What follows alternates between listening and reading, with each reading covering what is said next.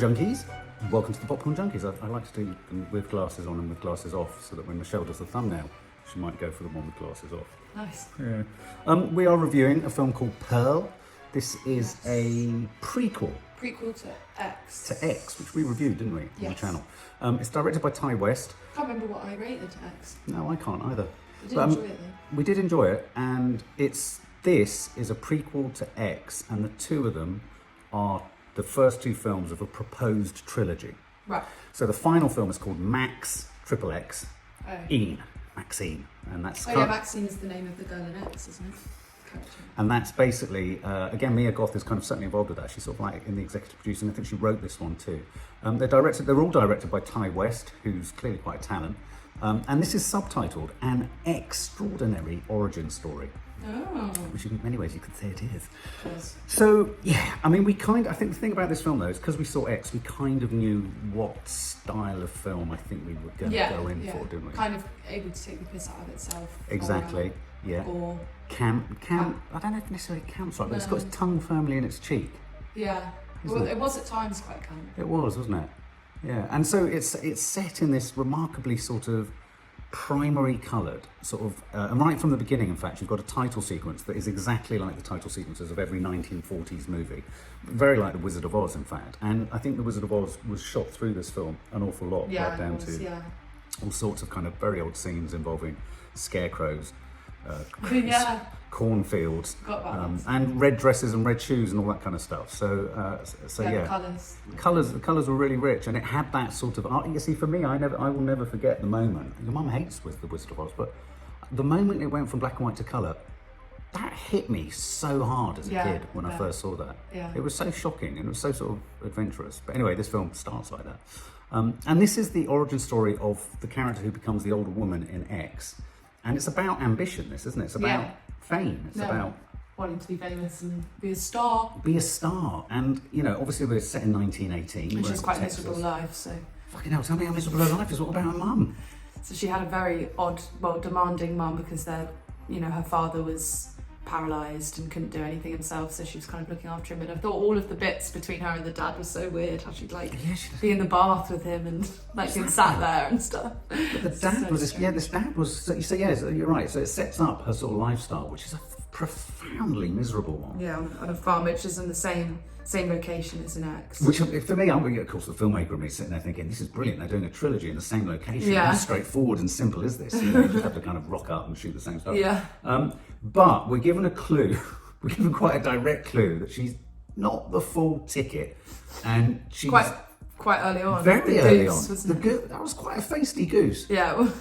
The poor goose. And it had no concept. Everyone was laughing when she fed it to the. Oh my god! I forgot the whole. That was the opening scene. Very bizarre, very bizarre. And what was very clever, right from the get-go, I thought Mia Goth... One of my issues with X was that Mia Goth, this is a spoiler review for anyone who hasn't actually even seen the sequel to this, or, X. I felt the prosthetics now having to be the older woman got in the way of the performance. Yeah, that thing that it worked at points of her being scary, like when she first came into it, and then at one point it looked too prosthetic-y. Yeah. Yeah. And I also think for the actor, it kind of gets in the way of a more nuanced performance or a madder performance. And so I immediately, within the first 5 minutes of this film, thought, brilliant, we're going to have unfiltered Mia Goth being batshit crazy. I mean, even her name sounds batshit crazy, doesn't it? Mia Goth. Flipping hell, what's going on? She's nuts. She's nuts. So yeah, so this poor goose gives you a clear indicator. Yeah. It's the canary in the mine shaft where you go, right, okay, nothing's on good. But yeah, mum's miserable. Yeah, very miserable. Very puritanical, almost like part of the original settlers, I think she was Dutch or something, there was some kind of I'm not sure. accent. But then the father is this curious. Look, I mean, I thought the father was such a good actor. it was astonishing. Because all he could act with was his eyes, because they were the only thing that could. His eyes had a narrative arc. Yeah, they did. Yeah, they did. Didn't they? Yeah. I mean, as the film, and not surprisingly, what I love about all these films is they're incredibly short. They're like 90. They go for the classic 90-minute kind of hit. That was 102, but you know what I mean. They kind of go for quite a conventionally short sort of length. And yeah, his narrative arc across the film was quite phenomenal. And so, of course, as it becomes more and more crazy, his eyes become more and more panic-stricken. Yeah, more and more terrified of her as well. So anyway, and what I like about this one is quite a simple concept. You really liked the set, didn't you? The sort of Yeah. American era. Yeah, I loved all of that. And I think it almost, it really successfully kind of painted that era with with very few sort of sets, I thought. Yeah, like it was cinema pretty much and- just the cinema, Yeah. her house and the church. And the side street by the cinema with the yeah, I projectionist, like that. wasn't it? Yeah. And so she heads into town. It's not easy to go into town. She heads into town actually to get her father's morphine, doesn't she? Yeah, which she And- drinks quite a bit of. In the cinema. Just another little symbol of how unhinged she is. She's unhinged, but what I liked about her was she skipped around with gay abandon. Yeah. Oh, and it was en route home, and that weird scene happened in the cornfield. Oh, with the scarecrow, so odd. I could see it coming by a mile off. It's like, oh, Yeah. great. Yeah. So incredibly sort of strange love scene. Let's put it like that. Because her husband's gone to war. Yeah, that's Which really is quite. Didn't you all the way through? Yeah, that's right. Yeah, so you got the motif of the husband's gone to war. I thought he was a figment of her imagination, but then I did at one point, but then, yeah. and of course, so we've introduced to the projectionist. Did you think he was a bit of a suspect character right at the beginning? He was definitely odd. He was a bit full on, but he wasn't a bad guy. He wasn't a bad guy. But there's that weird thing, and maybe I'm not sure if this is a gross generalisation about projectionists, but you sort of think, standing in a dark room at the top of the cinema watching films through a window, it's a bit dodgy. Surely a bit, yeah. It's inherently dodgy. Anyway, so she meets him. You sort of feel a romance is perhaps blossoming straight away. She's incredibly. What's good about her performance is she was incredibly open-eyed and naive, wasn't she? Yeah, She was vulnerable. She was. She had the childlike vulnerability, but it was also Yeah, very unpredictable. You which is just didn't kind know of what she- unusual because of the vulnerability in such a psychotic character. Yeah. I mean, who did you mention? You mentioned an actress that she reminded you of. I can't remember. Was it? Oh, Shelley Duvall. Oh, Shelley Duvall. That's Yeah, right. she gives me like a modern Shelley Duvall vibe. Yeah, and that's both in the look of her, but the sort of almost embedded. It feels like The weirdness. She has the weirdness, the eerie kind of. well, and you showed me a clip the other day. Made me wonder if she's actually a bit weird herself. She is. But that's a good thing. It's a good thing, and you've got to be a bit weird to be able to do some of the things that she does in this. And we're going to tell you about the credit roll, which was I'm so pleased Maddie made us stay for that. And so this film kind of trundles along. We're kind of gaining momentum. She's got, I think it's her father's family. They bring a pig over, a sort of a roast suckling. Little pig. Yeah, they bring it as a kind of gift, but the mother of Because there's during all of this going on, there's a illness, isn't there? Going on, there's the Spanish flu. Yeah. Which was clever, I thought, because of course we were all kind of relating to that. Yeah, Oh, we're wearing right. masks and yeah. Yeah, and I wondered whether that was partly them fixing the fact that they maybe had to wear masks to shoot stuff. But no, and so they come over, and then we discover that actually she's seen this film of all these dancers. It's triggered her aspiration. Yeah. Suddenly we're in the most contorted, twisted Britain's Got Talent. Oh, what, when they're at the church? Yeah, well, because she watches a film, she gets the ambition, doesn't she? It's sort of, and then her relative, or her father's family, the girl, the blonde girl. No, her sister-in-law. Oh, was that her the sister-in-law? husband's That's sister. right. Yeah, the sister-in-law. Yeah. Sorry. She says, "Oh, I'm going to go. They want to Yeah. cast someone." Yeah. So Pearl kind of tells her very controlling mother that she is going to go to that dance audition, Yeah. and then they have a massive argument, and basically Pearl doesn't push, accidentally sets fire to her on the fireplace, and Mom burns, and she puts her in the basement, and then the dad, bless him, that's where he was just sat there like. Yeah. And then she left him for days, and then that's when she then went to see the projector guy and brought him home. Oh, that's right. And he kept hearing banging downstairs, and the mum had still been alive, like charred in the Charred basement. is the word. Yeah. She was like a So then, charred- understandably, the projector dude was freaked the fuck out and tried to Yeah. get away, and she just stabbed him to death quite brutally. Yeah. Oh my God. In the face with Pitchforked a him. pitchfork. Yeah. I mean, it's pretty gruesome. But I don't know if you noticed, even with the blood splatter, they went for a kind of shade of red that was a bit comedy. Yeah, Not yeah. comedy, but- Like the Yeah. old films had Like like old films. ketchup-looking blood. Exactly. No, that was good. And then we had this constant sort of weird motif where she'd go to feed the alligator. Yeah. So she'd Speed take it up. dismembered bits or dead animals, or she'd push the car in with the projection. So you had this weird. It was like a sudden chapter of just her kind of killing everyone. Yeah. Oh yeah, And that was she good. Towards the suffocated end. her dad as well, which she said she regretted. But her dad, he was, I mean, I know we keep going back to him, but he was heartbreaking. He was sort of watching everything. And then I began to wonder, was he immobilised, not because of some illness, but because she'd done it at some point? Maybe she done I something thought that. too. But you're right, it was a weird relationship, not of his making, where she'd have a path and she'd park him alongside her, and you're like, this is all a bit fucking And when she weird. was like, tried to strangle him. Yeah. And then she tried to take him to just chuck him into the alligator, and her mum stopped her. She was just And he was like, He's like, he's literally, his performance with it, these are the most remarkable eye performances I think I've seen in any so film funny. ever.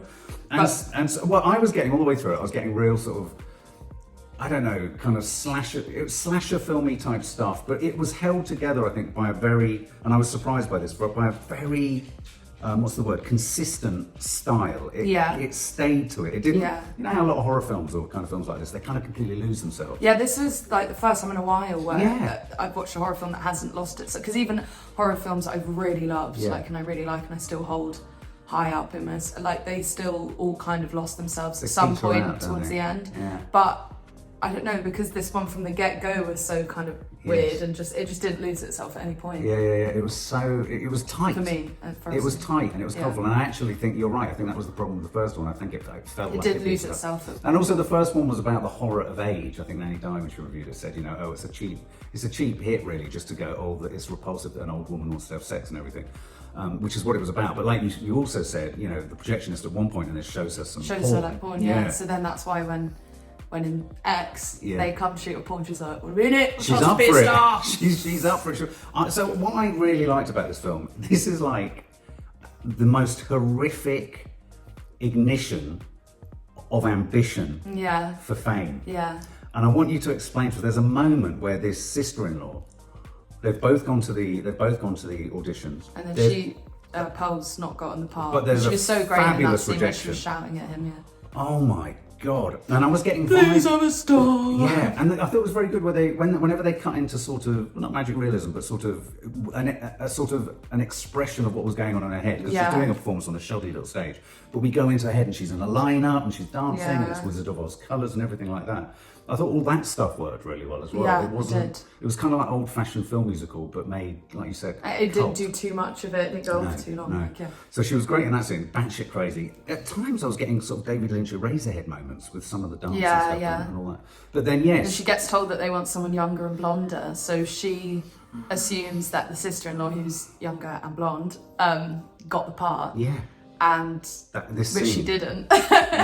But Pearl had like just decided that is what has happened. So she's like, oh, and by the way, basically after really she leaves monologue. the audition, there's this really long monologue of just Pearl talking to the sister-in-law as if she's her husband, all the stuff she wants to say. And I thought she was so amazing in that. It was a really long scene and it just held on her the whole time. So long. And she was so good in it. But after she says everything and basically confesses everything to the sister-in-law, in fact she killed her parents, the guy, all the animals she's killed, and understandably she wants to get the fuck out of there. We cut to the blonde girl, she's like...